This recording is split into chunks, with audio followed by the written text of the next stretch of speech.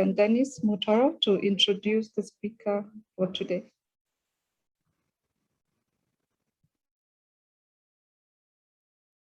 Thank you.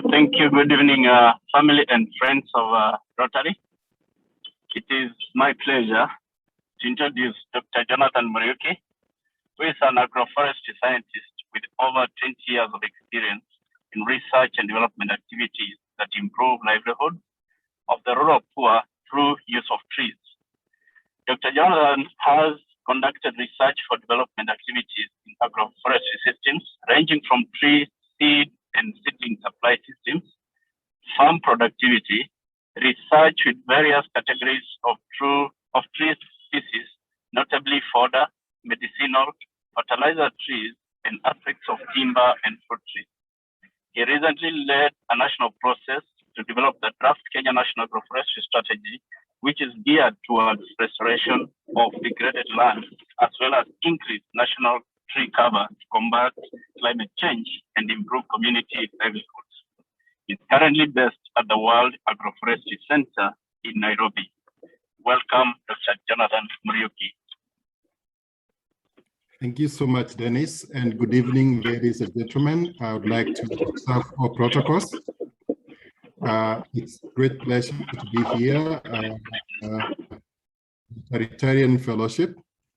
Got to confess that I've not been here before, but I think the beginning is already very exciting. Thank you so much, Wangu. Wangu and I have interacted for over a decade in the field of agroforestry, so it's a great honor to invite me to some of the work that you do after 5 o'clock. Without much ado, I think Dennis has given all the details about me. I'd like to go into the presentation. And let me just say that I come from a science background, so sometimes we try to make things a normal conversation and they become a bit scientific, so feel free to interrupt at any point and just let us have just an English conversation. Secondly, because I don't know everyone, it's likely I'm going to be preaching to a lot of choir members who are already converted into this gospel. Since somebody called Mr. Trees, I think that would be one of a choir member. But just for those that may not know some of the stuff that we're speaking today, allow me to just go to share my slide so that we can discuss where we are as we go. So feel free to interrupt at any one time. The host has disabled my screen sharing, so I don't know whether, Wango, you can allow me to do that so that I can share. You should be able to host Okay, to share now. Okay. I can see it now. Thank you so much. So I hope everyone can see my screen. Kindly confirm. Yes. Yes, we can. Okay, let me put on slideshow. So I was allowed to select a topic that I felt I'm comfortable to speak in. Usually the most comfortable topic to speak about is myself, because I know when I was born and now I've grown up. Everything else I've learned on the way, so I'm likely to make mistakes here and there. So there are aspects of them that you might know more than me. And I selected a topic called Climate, Environment, Trees, and the People, which were the pennies. Sometimes I wonder why I did not say the dollars, because I have a problem pronouncing the last word. So pronounce it your own way, but you know what it means. As Dennis said, I'm from ICRAF, that's where I work. I'm going to give a summary of what challenges that we have in terms of development. What is a conundrum, the challenge, the real confusion? Can agroforestry or tree planting be a solution? And how do we support then community aspirations? So some of you might have heard of the term Anthropocene, and that is the age of human beings. It is a term that people always wonder whether it should be there or not, but Anthropos is a scientific name for the species called Homo sapiens, which is human beings. And it is a very interesting species. I wonder how all the animals see us, because we are quite active, we transform a lot of things. And it is said that in the last few millennia, we have changed a lot of this earth the way it was before. If you look at the what we call the cosmic calendar. You look on your left of the screen, you will see if you are going to put the age of Earth into 1 year, most of what is called the work of human beings would only be in December. So January all the way to November would be other processes that happened before, including the Big Bang, the Milky Way, the solar system. You know, all those things are contested. I'm a Christian, so I don't believe in everything there. But all those things happened before, and you could say it's a very short period of time that human beings have actually been controlling life, especially if you were to start from December 31, it would be 1 day actually, out of 365 days. That's the space in which human beings have actually been acting on Earth. But what have they done? They have changed so many things that now we are talking about climate change. We are saying the ocean is becoming acidic. There's a lot of shifting of cycles of gases in the atmosphere. We have cut down the forests and other natural habitats, and therefore converting them into farms and cities, which means some species are getting extinct. I remember the video that was showing before we started, showing some of the species that are getting extinct. Others have moved from one geography to another and became what we call invasive species. Those of you that know Turkana and Baringo, Marsabit and others, we are having a species called Prosopis or Madenge that is moving and taking over grasslands. And it's a species that we introduced in the late 80s just to change what was being seen as a desertification there. A problem became a solution. I mean, a solution became a problem.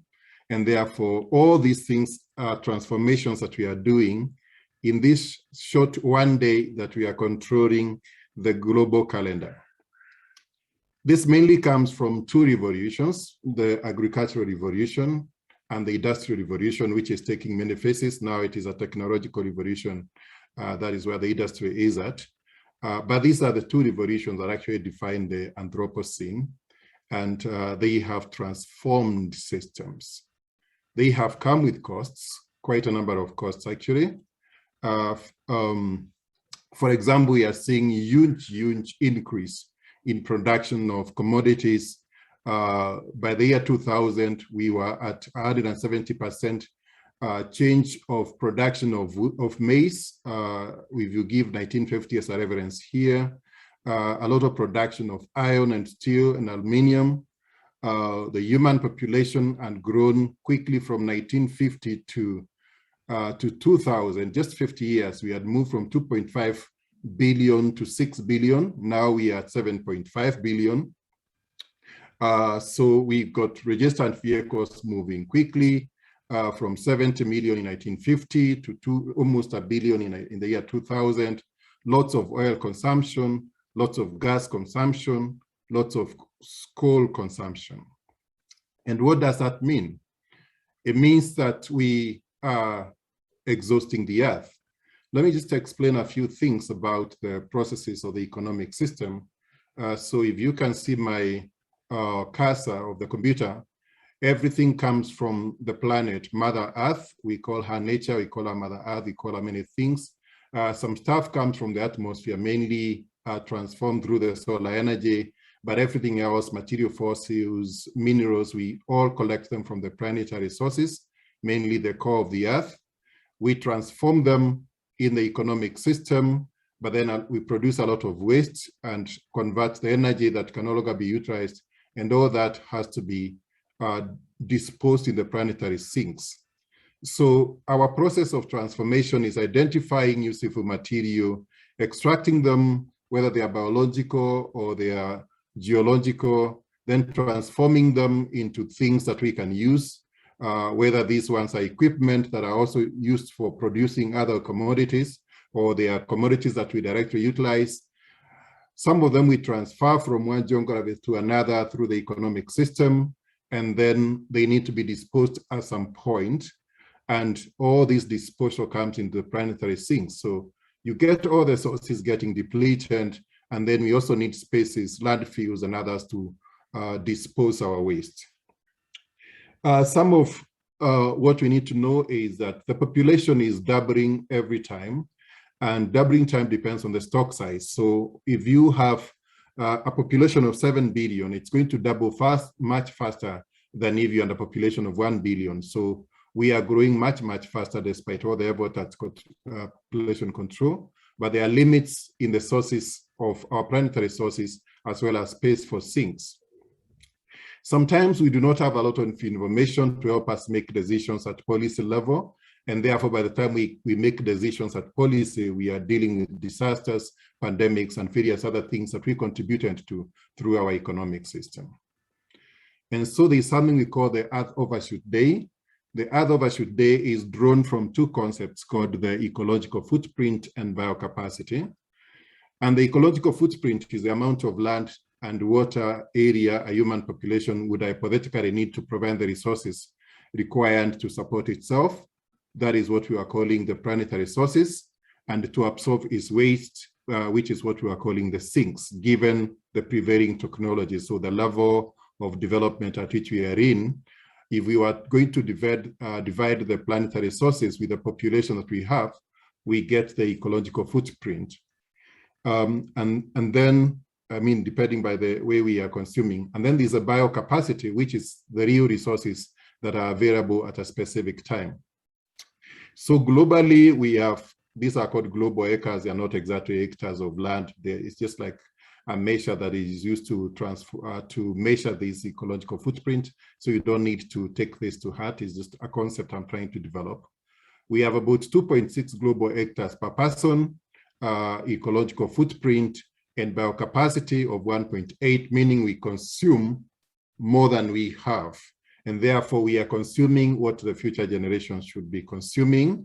And that is why we have the day called Earth Overshoot Day. This year, it was July 29th. So since July 29th, you are spending resources that should be for your children and grandchildren.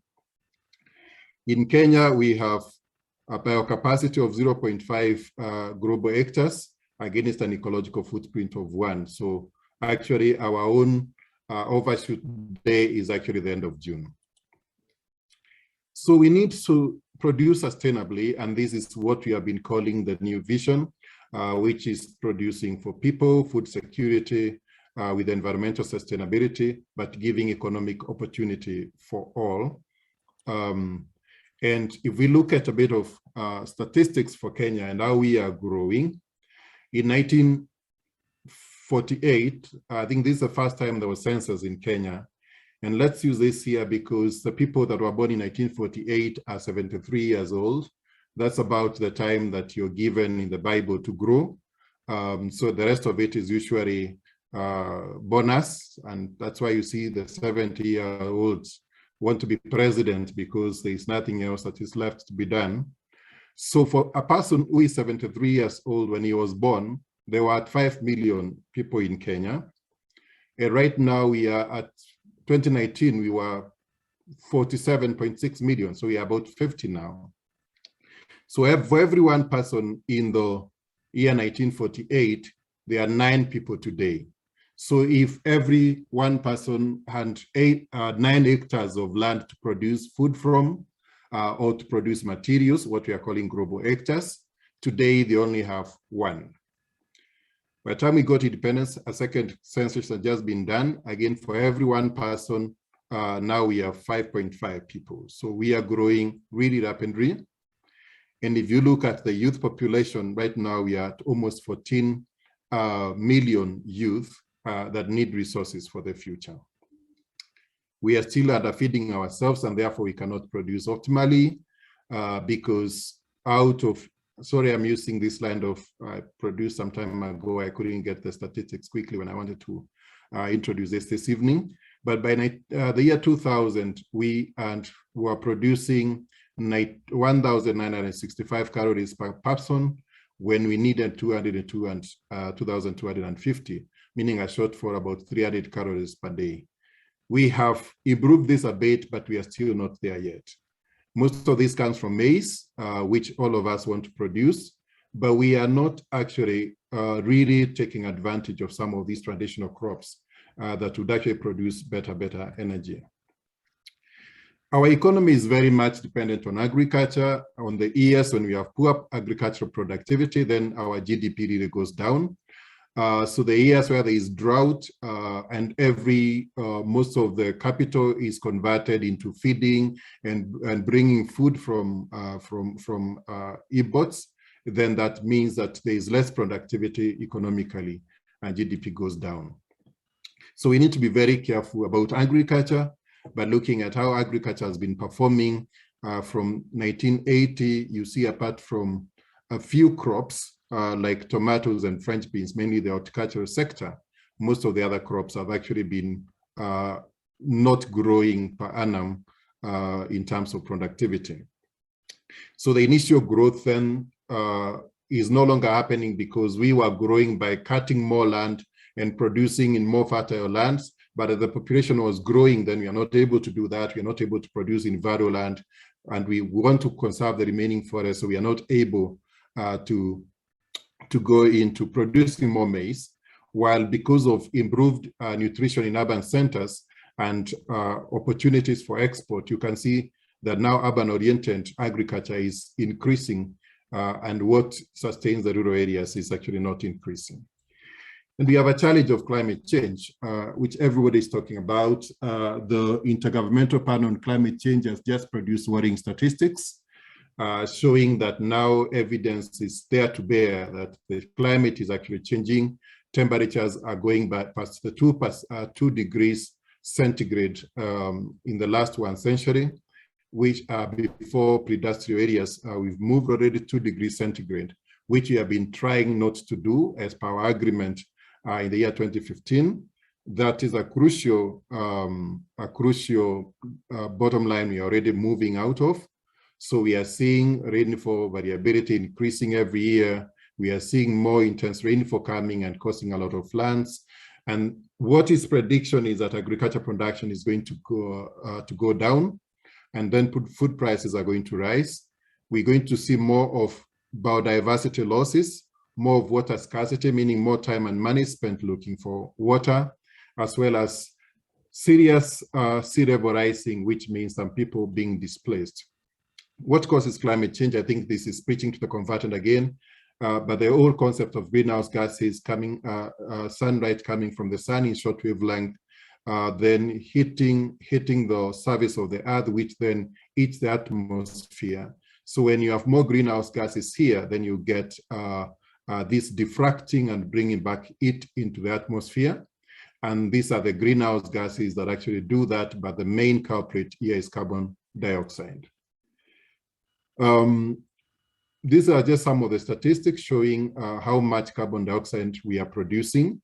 So just giving these are introductions to show the next lines that I'll be showing will be in gigatons of carbon, which is 1 billion tons of carbon, or some people call it petagram, forget about those terminologies, just keep it to 1 billion tons, or 1 trillion kilos of carbon, which is equal to like 3.664 trillion kilos of carbon dioxide.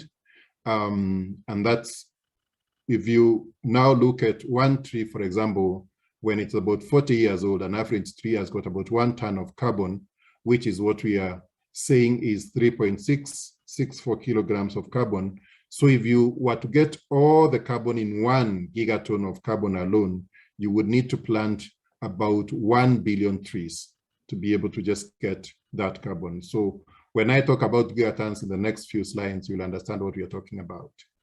So far, the carbon emissions have moved from 6 gigatons of carbon in 1990. Around 2015, when they were going to do the Paris Agreement, we were already at 10. This is a very sharp rise already. The growth rates mainly based on coal, but this is reducing. Oil is also quite high, but gas and cement are also contributing. But as you can see, mainly coal is among them, as we were saying. The production is obviously, you know, the culprits is China, USA, and the EU and India. And yeah, this is just explaining the same thing again. So this is the average per capita per person emission in 2012 for USA. You can see how far it is. Just one person is producing about 6 tons of carbon per year. And then the culprits are there again. The rest of the world, we are here, not very high, but not very low as well. Kenya, we say it is based on agriculture. So agriculture also contributes a lot to climate variability. It is contributing 14% of greenhouse gases, and especially carbon dioxide, methane, and nitrous oxide coming from fertilizer, as you can see here. Because of climate change, then agriculture is also going to be very much affected by climate change. All these countries you're seeing with these blocks that are black is where there's a lot of reduction in production, but these are also the countries that actually export a lot of food. And therefore, if we do not meet our own capacity, although there's a marginal increase in our country, it means then we will not be able to have importation. As you can see with the COVID vaccines, when the developed countries begin to suffer shortages, then they do not export. So if we are not able to produce our own food, we might be suffering from lack of imports. Again, a bit of changes in the crops that we rely on. Tea, we may not be able to produce tea in the next few years. By 2050, most of what is grown as tea today, that land will only be able to produce coffee and possibly maize, and there'll be seeing a lot of shifting of crops. And mainly what we are calling cash crops right now will have less and less production and maybe less income for farmers, but then it will be replaced by more food production in those areas. So what does that mean then? We got a challenge. We need to double food production to meet the increasing population, but then we have to make agriculture more resilient to climate change, seeing all the changes that are happening. We must make industrial production more ecologically friendly while reducing greenhouse gas emissions. But then there's also another challenge that we must consider, and that challenge is called land degradation.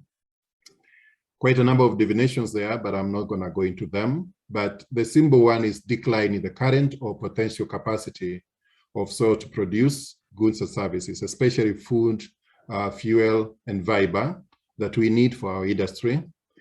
So what the soil was able to produce today, it is not able to produce tomorrow, and that continues decreasing and decreasing, so you get less and less production per hectare. Let me just share some of the economics. There's a whole book written by these guys called Economics of Land Degradation. This is a Kenyan, actually, Ibrahim Konya. They've written a lot of what are challenges actually because of reduction in production capacity of the land. First, they say that this is affecting 30% of the global land area, meaning then food production, fiber production is going to reduce more and more if we do not do anything. The economic cost now is about $300 billion US. Most of that coming from sub-Saharan Africa, almost a quarter. 54% of the cost of land degradation is borne by consumers of ecosystem or services. What does that mean? That land is degraded, for example, in the hills, in the mountains, and then you get challenges downhill. You have seen a lot of lakes in the Rift Valley, the levels of water rising because there's been a lot of land degradation in the hills in Cherangani and everywhere, which means that there's a lot of flow of land. Instead of infiltration, water is flowing more into the lakes, and therefore people are being displaced. You've seen a lot of flooding in Narok because of the degradation of Mau, and also in Nairobi as well. But it also means that because there's deregulation of water flow, when then there's no rainfall, all the water has flown, and then there's higher rates of stream drying. I'm informed that there are about 4,000 boreholes in Nairobi alone, and most of those are no longer producing water because it's no more recharge of groundwater because we've destroyed our land. But the most interesting thing is that for every $1 we invest in restoration of degraded lands, we can get returns of about $5 US when the land is back to its own production capacity. And this gives a strong incentive for taking action against land degradation. There are quite a number of types of land degradations, mainly losing the biodiversity, but also soil erosion, which is a main problem for Kenya, either by water or by wind. But then there's also destruction of the quality of water, which means then for you to consume the water, you have to invest a lot in trying to clean it up. Chemical degradation, especially in the soil because of the way we're using fertilizers, but also physical degradation when you now, land becomes more ugly after quarrying and all other things that we are doing as we develop infrastructure. This is what happens in a normal production system. When you have forests, you've got a lot of carbon stocks, but as you continue clearing forests, a lot of things changes here, and this becomes the interaction between climate change and land degradation as we are talking about. And then farmers begin to respond by maybe planting trees. You've seen a lot of campaigns for planting trees. We've got the strategy to meet 10% tree cover was hoped to be met by next year. We are not there yet, so that we can try to get back here, although we may not fully get back to what it was before. But let me show what happens when you produce land in bare soil. For example, where you're only planting maize, this is the average soil lots, 125 tons per hectare per year. And this continues to reduce the more you get towards the natural forest. So we have what we are calling perennialization of agriculture, because the more you have bigger trees in agricultural land, then the less you're likely to get land degradation. And the statistics I've mentioned in the economics in the previous slide then do not become as bad as we're talking about. So we've got quite a number of paradigms now coming up to talk about perennialization of agriculture, sustainable intensification, forget about all those terms, but that is what the global world is talking about. About 60% of the land is degraded. And if you look at what the assessment that was done here, all these very brown, almost red spots, I don't know what color it is, we are always colorblind. This is very extreme, very high degradation. And as you move towards green, these are the only small areas where there's no degradation in Kenya, or very low degradation. So you can see most of our land is degraded. The second map is showing us some of the watersheds that we have. This is the Tana River watershed, and this is the Athi River. Sorry, this is the Tana, this is the Athi River watershed. And you can see there's a lot of degradation happening around here, which means most of the soil is actually being deposited in the sea. And no wonder we are seeing a lot of transformation of the sea, where the rivers get into the sea. So to address land degradation, there's a panel of experts that came together in 2013 and talked about sustainability, intensification of agriculture in a sustainable way, which it means we are going to produce more, improve income on the same amount of or less land and water by efficient and prudent use of agricultural inputs to minimize greenhouse gas emissions, while increasing production of environmental services like water, like aesthetic value, like biodiversity and others. If we have to do that, then we have to think of agriculture the way we are thinking about development of infrastructure. So this on the left was how we were building houses before, but we have had now to start using the upper space to have people living in the upper space. But this is also, this agriculture corresponds to this. You produce very little by having this kind of production. And we need to transform to what we are calling the regenerative agriculture, where you're also trying to produce in the upper space using trees and using other perennial plants, rather than just using annuals that cause a lot of land movement. This is called tillage, exposing soil, which then gets into soil erosion. And unfortunately, experts have come up with all those terms that you can see there. And I don't want to read them, but they are everywhere. So when you go into all these seminars and conferences that we have, just last month, we had a National Landscape Restoration Conference. And you're going to hear all these terminologies being mentioned. And you they just lose you. But all they are saying is go back to the real traditional agriculture. You know, farmers were planting everything together and their own ecological knowledge through using indigenous knowledge in which they're able to combine so many things. And actually science is taking us back to see how we can produce better and produce more, but using more diversified approaches. So all these things actually are meaning, let's just go back to traditional agriculture. When we come with all those terms as scientists, this is what farmers see, the truck on the left. You know, if you look at this truck, you do not know what it is delivering. I hope it ever moves. I just got this picture somewhere. But if you came you've found this truck coming, you wouldn't tell whether it's going to bring oil, is it going to bring timber, what is it all about? So you're just going to ignore this truck. And when we come with all those terms, we are not simplifying all these things. Most of the people just ignore us. And so all the research that we are doing actually just gets eaten up, but not useful. And therefore, we need to simplify terms and tell people that if we go back to ecological agriculture, we are able to produce more. So I'm going to give you an example of ecological agriculture, which we call agroforestry, which is all land use systems and practices in which woody perennials, again, a useless term, it just means trees, deliberately integrated with crops and animals on the same plot. And this gives a lot of benefits. So the first category of benefits, the ecological benefits. The goodness with this category of benefits is that you don't need to have tree improvement, working with good varieties. Any tree is able to provide some of these benefits, preventing soil erosion and improving soil fertility. These are some of the statistics we have seen: improvement of fertility, improving soil health such that there's a lot of biodiversity under the soil, improving infiltration of water such that we get less flooding and more water staying in the groundwater, including recharging the borehole sources, and also shading to reduce stress in animals and other organisms.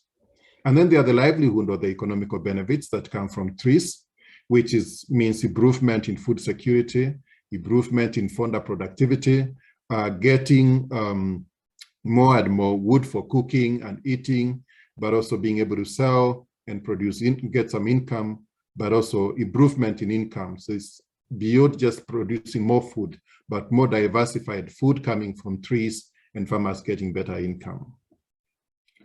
Sorry, I think this is repeated. This is an example of ways in which agroforestry can help improve nutrition. We call these fruit tree portfolios, and this is we were looking at how a household can plant up to 10 trees.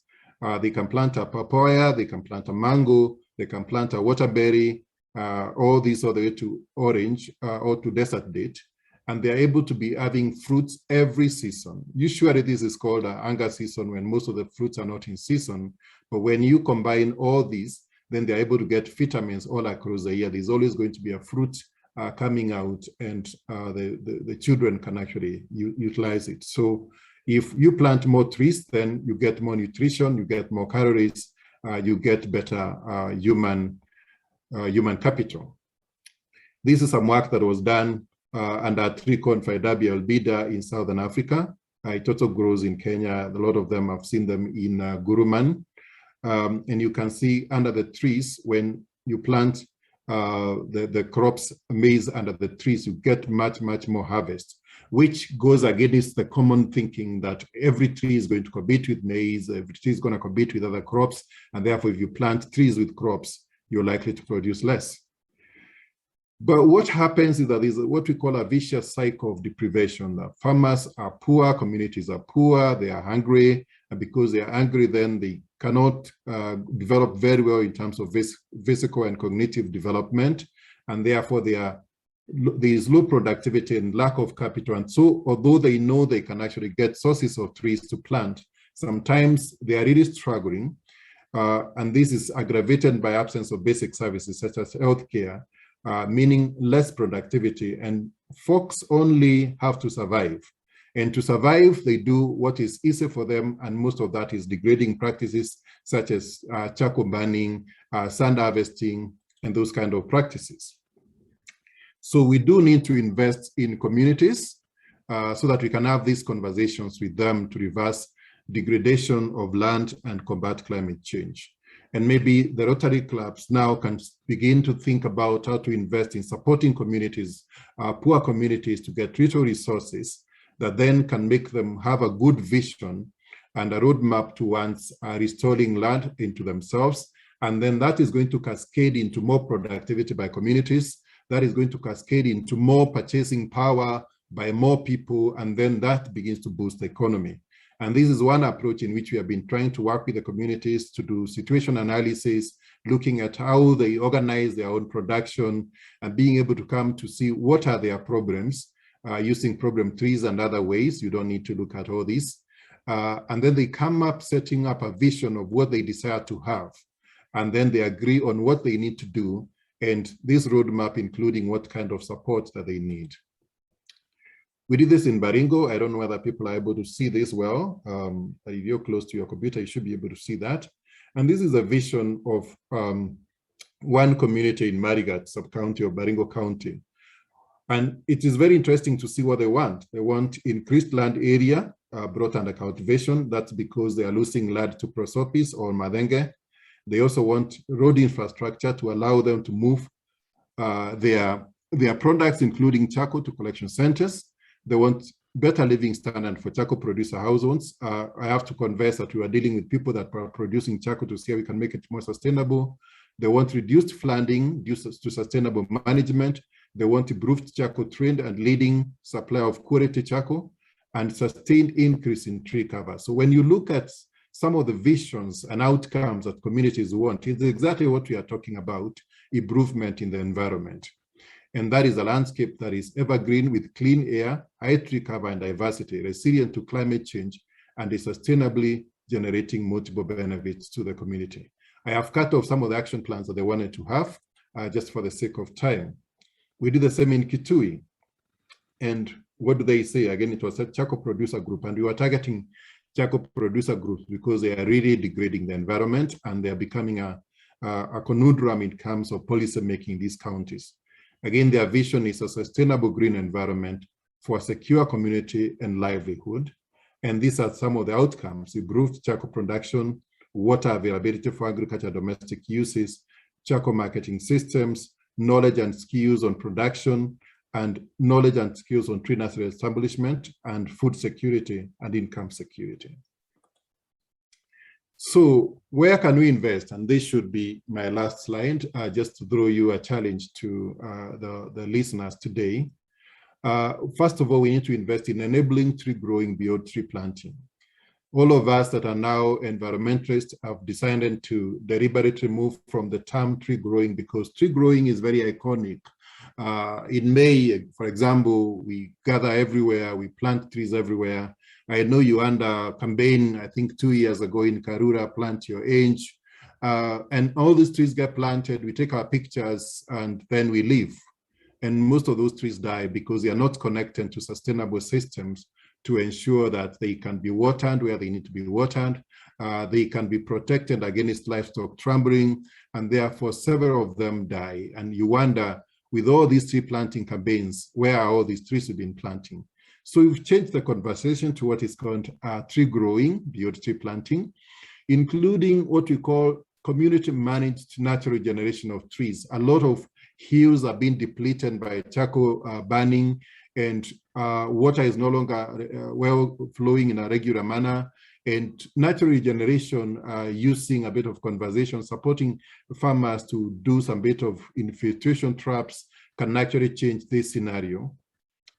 These also need to do some protective structures to ensure tree survival, but also we are coming up with cheaper technologies of tree planting, what we call seed balling, to just casting a bit of substrate on a seed and like a ball and throwing it out there. It really reduces the cost of tree planting, and then ensuring that we change from combustive or burning of trees So most of these industries that are actually going into banning of trees, tobacco industry, the tea industry, how can we change this? And finding ways in which actually trees can be used instead of other products. For example, I really feel bad when I see ourselves turning into concrete poles for electricity, because having tree poles means that we can actually utilize trees there. They are not being burned, they can stay there forever. Yet getting concrete, you are using cement, which has got a carbon footprint. So farmers can produce trees, and then these trees can become poles, and they stand there as stored carbon.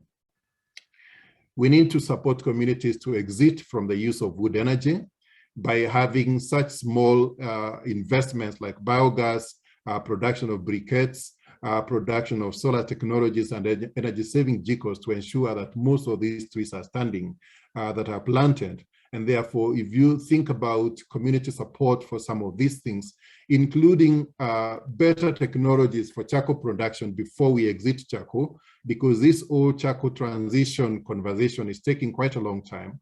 But you can imagine every tree that is burned for charcoal using an earth kiln, only 15% of the wood actually becomes charcoal. The rest of it is ash and carbon. But some of these technologies that we have now are able to produce up to 35%. So supporting improved charcoal production where charcoal must be produced is actually another investment that we can do to ensure that we are saving our trees. We can adopt some degraded ecosystems and partner with communities for restoration. The other day I was in Narok and we were speaking with the county government, and they are talking about an Osubukia forest, which is their target for production. And I think they are working with Kenya Water Towers for the restoration of this land. It is about 10,000 hectares of land.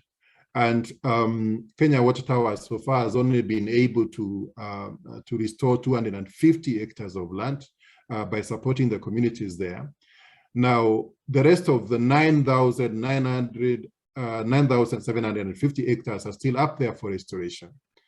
If each hectare was to hold about 500 trees, that means you can have about 5 million trees established around an Osubukia forest, which is about 5 million tons of carbon that is only going to be stored there when the trees mature. We also need to support restoration-based social enterprises. The youth are actually coming up with a lot of enterprises around restoration, including cottage industry, women especially in cottage industry, a lot of work being done around ornamentals, but sometimes they lack capital, they lack organizational skills, they lack financing, and these are some areas that we could actually support so that farmers can move out of degrading practices into restoration-based practices. You've seen in the map that especially the arid areas are quite degraded, and those are some of the areas we need to support some of these women and youth to move, for example, out of massive livestock production into other ways of enterprise. We also need to support incorporation of environmental education activities and awards in schools so that children can begin to learn early, especially incorporating the curriculum-based, competence-based curriculum, so that they can understand all these things about natural regeneration of trees, being able to produce craft out of trees, and to begin to value trees from quite early, and therefore they will change mindsets, or they will not develop mindsets that are degrading practices. And there are quite a number of other ways in which we can invest and support communities so that they can begin to get onto the path of land restoration. We just launched the UN Decade on Land Restoration in June, and I think I would challenge the Rotarians then to move into this conversation. This is my last slide, and it says that if many little people in many little places do many little things, they can change the face of the earth. I'm sure you know who said that. And she said that a little thing was planting trees. So all these little people can plant trees. Sorry, I couldn't get a more clearer pictures of these children, but I just loved the way we're trying to get all these things planted. And the next quote is to say that the best time to do the right thing for environmental sustainability was 10 years ago. The next best time is now. Tomorrow may be one day too late. Thank you so much for listening. Back to you, Wangu. Wow. Wow. Thank you so much. I hope I know you said you had broken it into English. But I hope still our members were able to follow, and I wish to invite Rotarian Jerusa to take us through the Q&A session. Thank you, Wango. Thank you, Dr. Muriuki, for such an invigorating discussion. I have some questions for you from the members. So there are 4 questions, so I'll take the first question that came. Just a minute.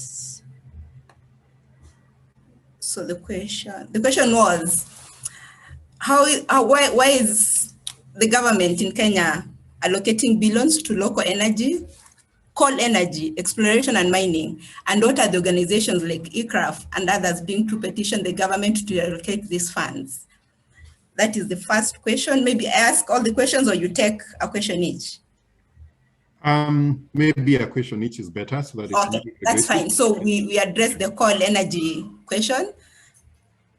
Sure. Do you want me to remove the slide to stop sharing? Maybe? Oh yeah, sorry, yeah. Sorry. Thank you so much. Coal energy and a few others that are already dirty energy, let's use that one in quotes.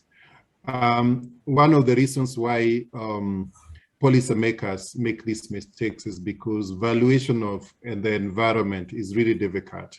And environment does not scream because the results of what is done today actually are seen many, many years later. The cycle of government is about 5 years, and therefore, unless they're introduced to some of these statistics, it becomes very difficult for them to begin to value the environment.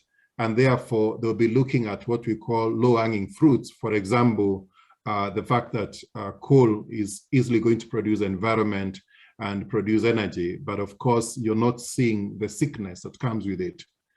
What are organizations like ICRAF and partners doing? I've just said we hosted the other day the National Landscape Restoration Conference, and we brought almost every sector of society, the religious sector, the policymakers, the private sector, the youth, the women, and webinars and days for each and every of these groupings for them to have a conversation around this.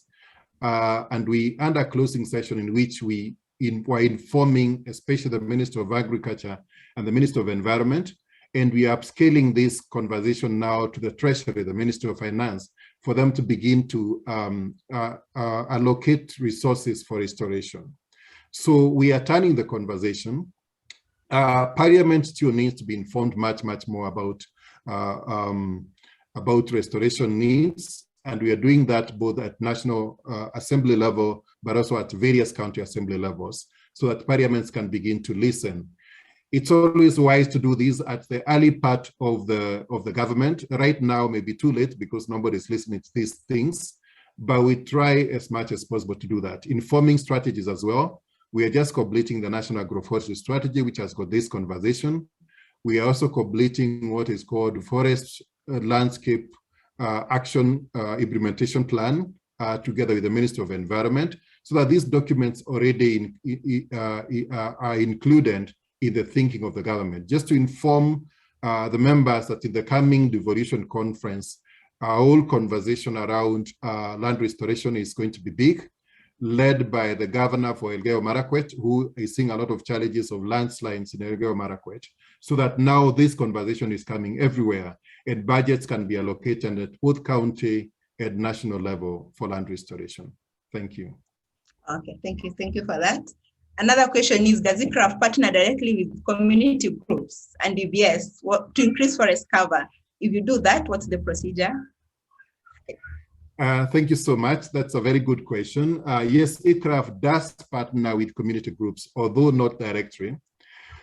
We are what is called a knowledge-based organization. Our job is to produce information and try to digest it in ways that it can be consumed in small sizes, like some advertisement used to say, And then we work with organizations like that of Wangu via agroforestry, who then consume our information and partner directly with farmer organizations so that this information gets there. When we are working with those organizations, they can be government or non-government organizations. Sometimes we want to pilot some things so we can be directly on the ground, but other times, and most of the times, we work directly, indirectly through such organizations as NGOs or ministries. So you may not know that we actually involved in a project. Like I'll give an example. We have a big restoration project in Migori and Homa Bay counties, and as well as Makueni, but usually we are not seen because we are working with other partners. I hope that's clear. You're muted. You're mute. Yes, sorry, I disappeared a bit. My network was acting up, but so I've lost the questions. But I remember there was a question asking how smallholder communities can tap into carbon credits. I don't know.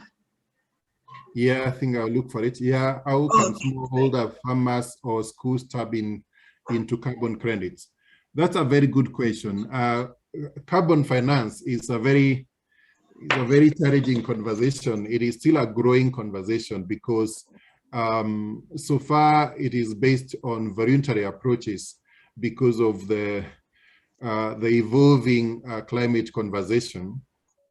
And so we're getting some projects where we are brokering relationships between communities and private sector organizations, especially those from the developed world that want to invest into carbon credits. We are just discussing such a project at the moment for communities in Kitui and Baringo counties, which has just come through from an organization in Korea.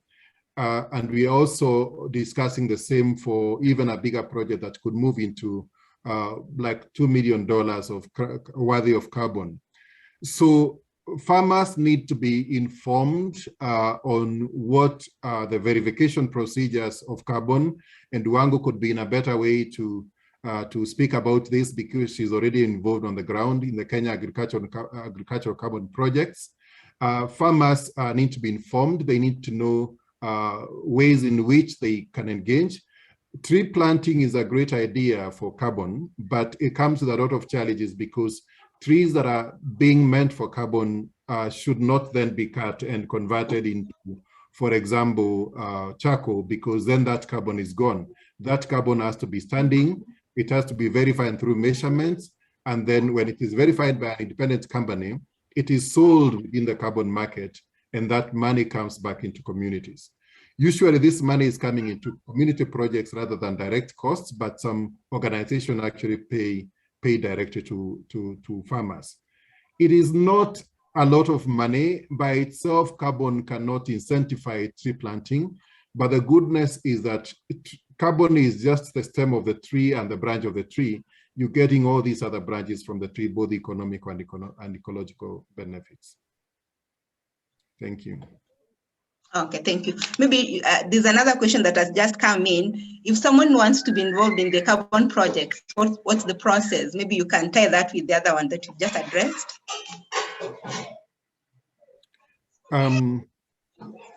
Well, it depends on who is investing. As I've said, there is an into broker. I mean, there are quite a number of projects out there, and we can give sites in which these conversations are going on. But it would be difficult for one person unless you've got a lot of land to invest in carbon and get a contract by yourself, because any company that is investing in carbon needs a lot of tonnage of carbon for it to make sense. So usually this needs to be done through groups so that you can sign contracts as groups, although of course you sign at a individual level because the landowner has to sign as groups. So if you've got a group of a farmers group that you want to work together with, or you've got quite some huge chunk of land that you want to invest in capital, you can get my contacts and we can link you to some of the opportunities that are there. But as I have said, it may not be very rewarding if you're only investing in capital. So we may need to talk about carbon as a core benefit and what else can come there. As I have said, timber will not be timber. charcoal, firewood would not be areas that you would be using these trees for. It has to be ways that the tree does not get out of that. So yeah, we can have a conversation and I give some of the opportunities already existing. Thank you. Another question for you. How do you engage with the communities in the, I think the visioning you talked about, and what kind of post-engagement support do you offer? Very good question. So what do communities lack? Communities lack knowledge, communities lack capital, and communities also lack some access to inputs. And to some of these inputs include actually tree seeds or seedlings. So we engage with communities through either the counties, or mainly we are using the county governments right now because we would like to tie in development outcomes through whatever counties have committed in their CIDPs, which then contribute to the national outcomes. So through the county governments, for example, I've said currently we are very involved in a few counties like Kitui and Baringo. We begin a conversation with the county government. Our projects must be having some outcomes we want to look for. For example, if a project has got a carbon element on it, we will be looking at areas in which trees are going to grow. Trees are going to be kept for about 30 years so that they can be verified. If a project is about land degradation, and we want to talk about land restoration, we'll also be looking at the processes of land degradation. We use GIS approaches to see which areas are more degraded, and then we can identify together with the counties those areas, and then using counties and government organizations, we begin conversations with those communities that are on the ground. There are quite a number of community groups that are already registered, either through the Ministry of Environment, being mainly for natural resource management purposes, such as RUAS, and others registered through the social services because of trying to prove their outcomes. So we mainly work with the existing groups. But as I said before, there is always a brokerage organization we do not go directly. Thank you. Thank you.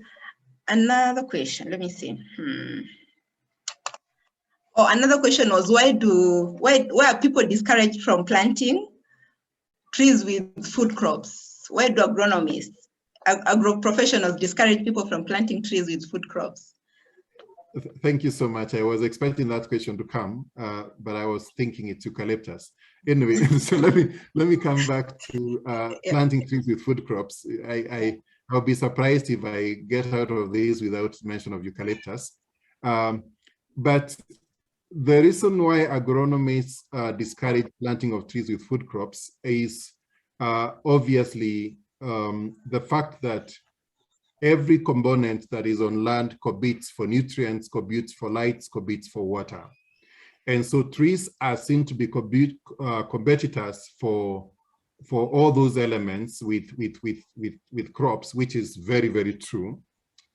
Now, not all trees can actually be grown with crops because some trees have got what we call competitive tendencies that are very destructive.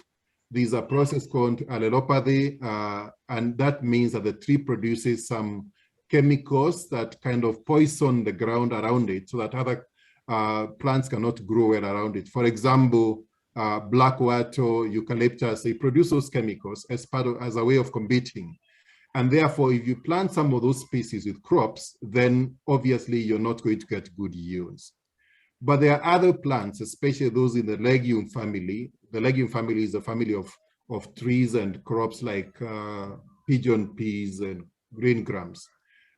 They fix nitrogen, and therefore the soil becomes a bit more nutritive when you have those trees planted next to the crops than if they were not there. But then again, you need to manage for things like shade so that the shade does not become too much and you do not get light. So you have to be very careful which species you're planting in cropland, and also invest in managing the tree in such a way that it does not compete for light. There's only one species so far, and I mentioned it, Confidabi albida, that has been seen to be a tree of its own because it tends to shed leaves just before the rainy season. And therefore, when the rains come, the tree has got no leaf on it, and it begins to get back its leaves as the crops are growing. And therefore, at a time when the crops really need the light, the tree is not shading the crop. But we've not seen any other tree with that characteristic. It's an interesting one. But the other reason, quickly, why agronomists also advise this is because they were trained that way. They didn't know about agroforestry is quite a new science, and we are trying to integrate it. It's just like in the last 10 years, we have seen most of the universities begin to teach agroforestry. So it is pretty nascent science, and many agronomists, especially the old ones, are still battling to begin to think in a new way. Thank you. Okay, thank you. The final question I have is, where would someone find a central repository of the information and partners working in regenerative agriculture and agroforestry in Kenya? Maybe you can share some links if you have. Yeah, that's a good question. Maybe I'll have to look for that and share. Maybe I can send to Wangu and she can share, because I don't want to get into the computer right now. In the conference that we have just held, we brought together almost all partners that are involved in the regenerative agriculture, and therefore we have a conference website that is still running within our website as ICRAF. I'll get the right link and I'm going to share, and that can be shared with you by Wangu. And then also we had brought in a big partnership to light the agroforestry strategy. Again, we have got links of all those organizations, and we can share that. Do we have a central repository? The answer is no. That is still being developed. ICRAF has just got a small project right now from the UK Pact that is trying to put up this a monitoring framework and what we call a dashboard to bring all these things together, because the Minister of Environment especially wants to see centralized approaches where information can all come. So it is work in progress, but we hope to have developed this latest by April next year. Thank you. Maybe somebody has a question. I think you've addressed all the questions that came in through the chat. Unless somebody has a question, they can raise their hand so that we give them time. Members, it's your time. I could request Mr. Trees to give his reflections, given he's a chair of the Million Trees campaign being driven by the Rotary Club in the district. Thank you very much, Madam President. Yeah, thank you so much. I really want to appreciate, and I'm amazed at how much information that man has, Dr. Muriuki, and you brought us such a good. I wish this information is shared all over. And this is the work I've been trying to do. You are doing my work very easy, and I wish all the clubs can actually hear from you. I'm actually amazed. You have so much information. And of course, the last person who asked the question about the repository, I was wondering, why are you not sharing this information with most Kenyans? And now you've answered partly. So for me, right now, Madam President, I'm actually in Lamu. I just took a small holiday. I'm seated under a mango tree, a bigger one here, and enjoying this weather. And when you are talking about the coal issue, I know what's going on here. We are really fighting it here. And for me, let us grow trees. We are saying Rotary, trees are the lungs that this planet needs. And the more we can grow, the more we are gonna restore Mother Nature. Mr. Daktari, we have a target of 1 million trees to grow within this Rotary year. And I wish your organization can also partner somehow with us. You have talked about seedlings. We know there are some organizations that are trying to bring on their seedlings that we do with Rotarians. For example, Equity Bank is doing 35 million trees, NCBA Bank, KCB. There is a lot of goodwill. And for me, is to encourage Rotarians to make sure they use this goodwill that's there so that we can restore our mother. There's so much we can do. We know in Rotary, whatever little we do has a ripple effect. So let us grow more trees. Let us learn more about environment. It is us, we humans. I like using the word we humans. We should now take charge of control of Mother Nature, because we have driven it this way where it has gone. So thank you so much. My name is Lieutenant John Mwangi from Rotary Club of Ngong Hills, and I'm Mr. Trees. Asante sana. Thank you so much. Asante sana, Mr. Trees. Rotarian Jerusalem, you can proceed with the Thanksgiving. Okay. It seems everyone is happy, no more questions. So I want to take this time to give our sincere thanks to you, Dr. for taking your time to share with us. It's been a lot of learning, and I know that as a club, we are going to use this information. We have the environment in the project. Still, one of the things we are considering is tree planting. So I know there's a lot of information that is going to be useful for us in the coming days. And as individuals, I believe what you've shared can help us to consume sustainably, as well as to conserve the environment in our little ways in whatever we are doing each and every day, because our actions cumulatively would build toward the effect we have on the earth. So thank you very much once again, and we would like to invite you to our club to join us. If you are not a Rotarian, we call ourselves the Fan Club, so you're most welcome to be a member of Rotary Embakasi. Thank you again. Thank you so much. I live near Ngong Hills, so you can imagine which one I would join, but Wangu hasn't done a big job of trying to recruit me, so throw it back to her. Okay, Wangu, please do something. We need Daktari. He's very resourceful to us. And thank you so much, everyone, for having me. I think it's been a great thing to interact with you. I think I'm already sold in, but let's give Wangu some work to do. Thank you. Please come. We'll do whatever it takes to have you in our club. I was being strategic. Now that Mr. Trees being in Rotary Club of Ngong Hills, yeah, and Dr. Muriuki coming from around there. Whichever club wins. I'm sure the job is done. So, Mr. Trees.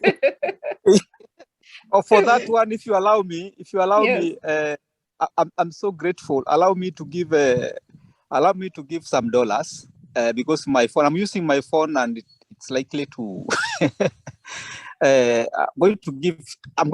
so happy. I'm going to give you $20, and allow $20, and give me the contact for Daktari, because I usually ask one question or two. If you love Mother Nature and you love other fellow human beings, then why are you not a Rotarian? Because Rotary is all about that. Okay, Mother Nature and fellow human beings. So we see here we have an aspiring Rotarian, and who can bring a lot of value, a lot of education, and of course, I think is an angel. So let me have his contact and get in touch. Once I'm back, I'll be back before the end of the month. Sure. I will do Thank that. you. Thank you so much, Dr. I look for you personally. Sure. I'll do that.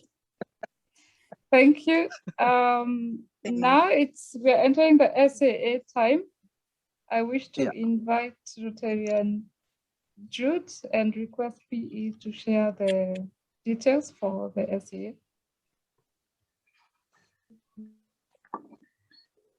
Good evening, family and friends of Rotary. Thank you for fellowshipping with us, and thank you, Dr. Muriuki,